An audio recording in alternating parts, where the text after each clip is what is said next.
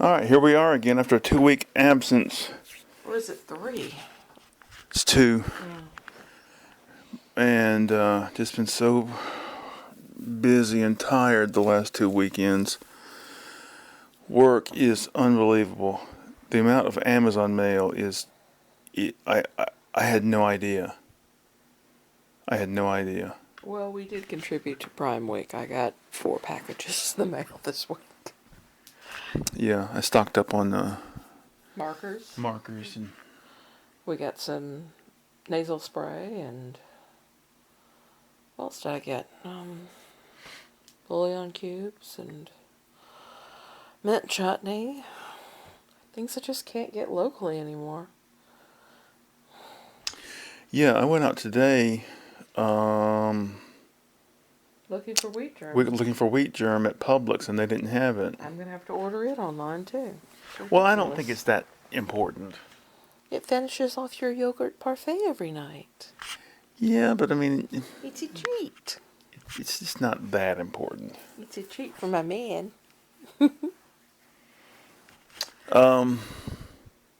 Well, so many things to discuss, I suppose. I am so depressed about this whole situation with the election that I have been avoiding the news.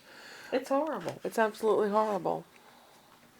I don't want to hear Trump's voice, so I've been avoiding that side of the equation. And I don't want to hear any news about Biden being just on his last Evil. legs. Which he is. That footage we saw today of him trying to get into the car. It's like, Jesus Christ. I just don't know what to do. I mean, We know we can't vote Republican because they're evil assholes. And voting Democrat's the only option because we have to cancel out the Republicans. Biden is not a strong candidate. I ran out today to do some errands, and on the way home, I flipped on NPR for a moment, and this woman they were discussing the election or whatever, and the woman was asking the guy, "Well, what about those Republicans who may be I can't remember how she put it, but basically iffy about Trump, iffy about voting for Trump." And I snapped the radio off, and I'm like, there are no Republicans that are iffy about voting for Trump. They are all in league. They're all united in their hatred of the Democrats and the other. That's what unites them. That's what brings them together. Well, speaking of that, after 4 years of Trump and what an absolute embarrassment he was, there were Republicans who did not vote for Trump and chose to vote for Biden. But this time, after 4 years of Biden being absolutely demonized by the Republican machine and mainstream media basically picking up on every flaw, they're not going to vote for Biden. These people who had previously done it, unless they have a good memory of what Trump was like. And the sad thing is that if he's replaced, he's going to have to be replaced with Kamala Harris. They're not going to vote for a woman. They're not going to vote for a black. They're not going to vote for a black woman. Yeah, even here in Georgia, we saw that when Stacey Abrams ran. Stacey Abrams was an amazing candidate, so much more competent than Brian Kemp. But there were Democrats who would not vote for a black woman. That's what it boiled down to. Even Democrats wouldn't. Well, there were Democrats that wouldn't vote for Hillary because she wasn't ideologically pure. And because she was a woman. Let's face it, you and I both know people who won't vote for women. Well, I heard these Christians making biblical arguments about why women shouldn't be in charge, And then all the controversy of last week, Trump getting grazed by a bullet, they start blaming the women in the Secret Service detail. Yeah. And J.D. Vance has a position where he thinks that ideally the husband will go to work and the woman will stay home, whereas he lauds his wife for her strength in her job, etc. He's a crazy person, and that's another example of somebody who will say and do anything if it increases his personal finances and prestige and power. Yes. Oh dear. What else has happened? Well, our daughter just came back from a week-long cruise. She went to Bermuda. She flew out of Atlanta to New Jersey, Newark, and boarded a cruise ship. They did a loop around the Statue of Liberty, and then they went to Bermuda. They were in Bermuda for 3 days, and then they sailed back. It was 7 nights, 8 days. They had a lovely room with a big king-size bed and a balcony overlooking the ocean. They ate well, very well. She sent us pictures. They went to a Neil Diamond tribute show, went to a magic show. Andrew went to a comedy show, 3 days in Bermuda, where they met up with a friend of Andrew, one of his first roommates actually, who lives there and works in the hospital. And they had dinner with Andrew's friend's family. Interesting thing was they were talking about the cost of things there because they went out for fish and chips and beer, and it was $150 at the pub for lunch. And then one night they met these friends for dinner, and their share, the two of them, was $300. And this couple was telling them about the cost of living in Bermuda, how some months the electric bill is $1,200 a month. And I was curious. I said, how much did you guys spend? And Reed said it cost them $3,000 each, all in, by the time they got through paying for their flight and the extras and stuff. But the last 3 days of the cruise she spent in her cabin because she came down with COVID. She didn't know it at the time. When she got home, she called me and she told me about her symptoms. And I went, you need to take a COVID test right now. She called me back. She goes, oh my God, I'm positive. And I said, well, fortunately, we're pro-science and you're vaccinated. You're not high risk. And she called her boss and she took off the first couple of days and followed all the hospital protocols and stuff. And then when she finally tested negative, she was allowed to return to work and had to be completely masked and stuff. But she's doing a lot better. Her friend Andrew is high risk, and so he went ahead and got the antivirals that are available, and he's feeling a lot better too. So she had a wonderful trip, and the pictures they sent were lovely. Yeah. I can't, going on a cruise does not appeal to me. Doesn't appeal to me either. What I would like to do is find the hotel equivalent to their cruise, where you have just an area that's right close to your hotel, ideally a downtown hotel with good room service, excellent restaurants in the area, and cultural sites all around. You know, do they still have like cross-country train trips where you can get a room on a train? Is that still a thing? Yeah, there's still sleepers on Amtrak. It's going to be more than what Reed and Andrew paid each for their trip. Yeah, that sounds more interesting to me. Yeah, I think it would be nicer, though, to go to Canada and do one of their excursions through the mountains there. So interesting. Yeah, they've got a nice rail system there. They have those open cars, not open, but they've got the glass top cars in some of them where you can sit and watch the mountains and stuff as you go by. And of course dining cars, and then the sleeper berths. I'm trying to think what else has happened this week, or what's been happening.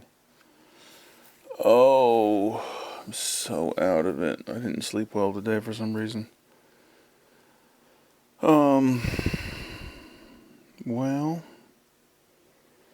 number one, I'm just a few minutes away from finishing my latest issue of my online magazine, so once that's done, I gotta spend an hour scanning it, 64 pages, and posting that. Yeah. And I got a lot of painting to do this weekend.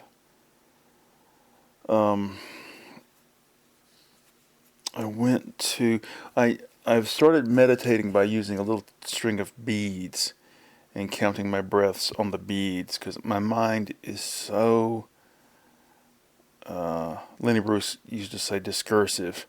I just can't seem to stay focused to the level that I want.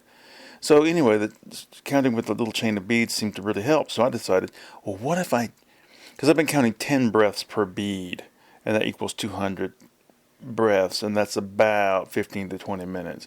So I thought, well, what if I had a long chain of beads with 200 beads on it, and had 1 breath per bead?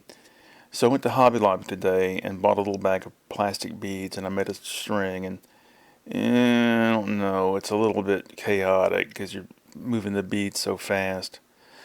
And so we'll see if that works or not. We'll get you a pair of rosary beads. Well, I thought about getting, next time we go to Atlanta, going to one of the Indian grocery stores or shops and buying what they call a japamala, which is a chain of beads, 108 beads. Yeah. And they might move more freely on the string. Because I used a shoelace, and the beads are kind of tight. And, God, what else? It's been raining. It's been raining, and it's been raining. It's been raining. And it's going to keep on raining. We just got a notice last month that we were under water restrictions. So much so that not only are we restricted from watering outside, and they're asking us to reduce, they're raising the rates in order to get us to reduce consumption. And here it is. It has rained all week long, and it's going to rain for the next 10 days. I got some yard work to do this weekend, hopefully. See if I can get out there when it's not hot and when it's not raining. You've got a 3-day weekend, don't you? Yeah, I have a 3-day weekend. I was going to go to the doctor because I got something wrong on my eye. Stop picking at it. Some sort of Stop touching it. infection below the eye, below the eyeball, inside the eyelid, and there was like a crust of seepage coming out on the edge. It seems to have gotten better though. I don't know if I'm gonna go or not. You already canceled it. You told me to cancel it. Yeah, but people from the post office may be listening, and they may wonder, well, if you didn't actually go to the doctor, then why did you call in? Why did you have leave? So I was going to try to keep that a secret, but we'll just let it ride for now. Really? Really. But you just got better. That's all. Yeah. Anyway. Anyway. I don't think the post office is going to give us any extra people, any extra help. They won't even give you equipment. No, and the whole thing is a joke. I can't wait to put in my time and get the hell out of there. You know, you're tempted to say just let the whole world spiral down the toilet because nobody has enough sense to do what's necessary. It's either ignorance or indifference, or a combination of both. And either way, there's nothing you can do to fight those two things. Because most of the time people are willingly ignorant or willingly indifferent. And, I've often said, lazy and stupid are married, and their children are most of the problems in the world. The inertia of tradition keeps mankind, in the Dark ages. in the dark ages, in the unlit bathroom, outhouse. When my mother first became the postmaster of our little town, there was no running water and there was no bathroom in the old post office building. The woman who had been the postmaster before her just used the outhouse around back. And my mother refused to do it. So she would, if she had to go to the bathroom, she would shut the post office down, put a sign up saying, be back in 15 minutes, and she'd drive the mile back to our house and use the bathroom and then come back. And there's nothing that the post office could do about it or say anything about it because OSHA regulations say you're supposed to have a goddamn bathroom in your workplace. And the fact that the old lady who was postmaster before her was willing to put up, and I remember my sister and I, we used to get off the bus at the post office every day and wait for my mother to drive us home every day, and we'd play around for an hour or so, and that outhouse was around back, and you could go into it and look down through the little. I mean, it was horrible. It was just horrible. I know. I've lived in places where I've had to use outhouses. Sometime my mother had been postmaster there 6, 7 years or so. When they moved the post office to the building next door, and my mother was delighted because they had a bathroom in there. I was in an outhouse one night. You have to get up in the middle of the night to go. And all of a sudden, I'm sitting there. And in addition to normally feeling things crawl across your butt, it's just awful. That night, I was in the outhouse. And there was a frog that jumped on my arm. And it left slime on it. And when I got back, I looked at my arm. The goddamn frog had been in the toilet. And I had poo on my arm. I was like, oh my God. It's disgusting. Yeah. When They took a x-ray of me when I had to go in for appendicitis last week. And they took an x-ray, and because it's a abdominal x-ray, they saw the same nodule I have on my lungs as I've had for years. And my doctor finally saw it. Usually it goes to some sort of specialist when I have to go and get these abdominal x-rays. But this time my doctor followed up because he's the one that sent me in. And he goes, this nodule, what's this? I said, it's probably from living in the third world, breathing wood smoke and charcoal. But it hasn't changed, so I'm not going to worry about it. When I was a kid, I had a phobia about going to using the toilet anywhere but home. And Oh my God, we you went wouldn't go to for days. summer camp for a week. It was Southern Baptist Convention summer camp for a week.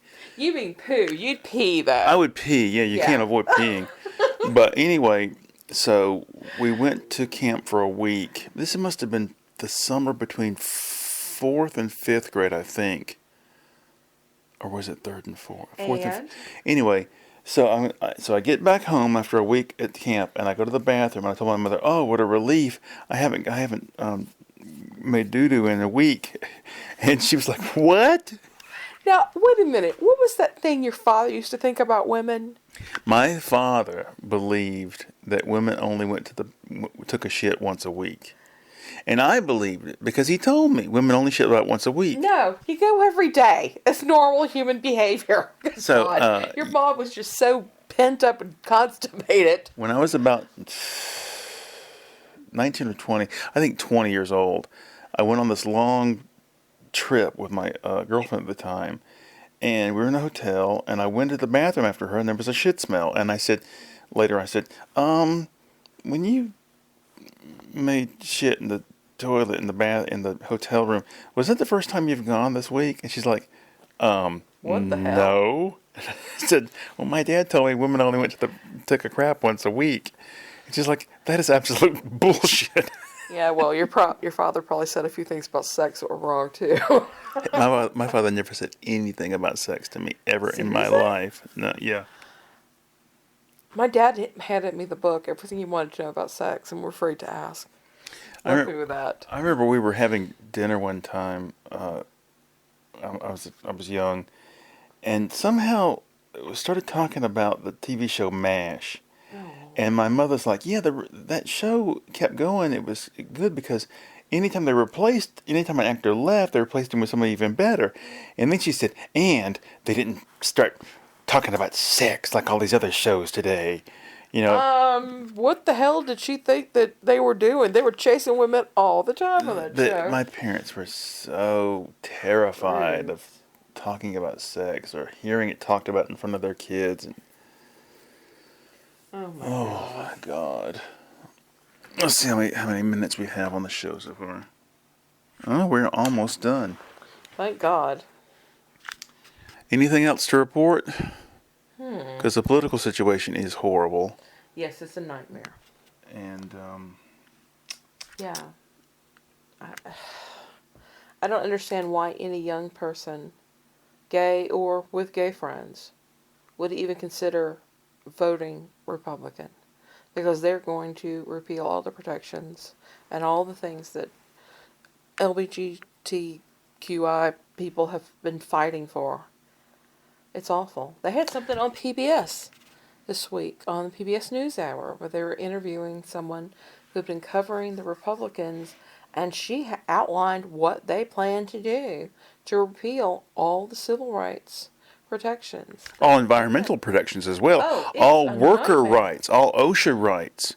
Yeah. And, you know, They're going to give more corporate tax breaks like they did. That's the only people who got don't worry, it'll trickle down to you eventually. They're going to piss on us. That's what's going to happen from high. All right, so I guess that's about it. We will have a better show arranged for next time, whenever that will be. Okay, bye-bye. Bye.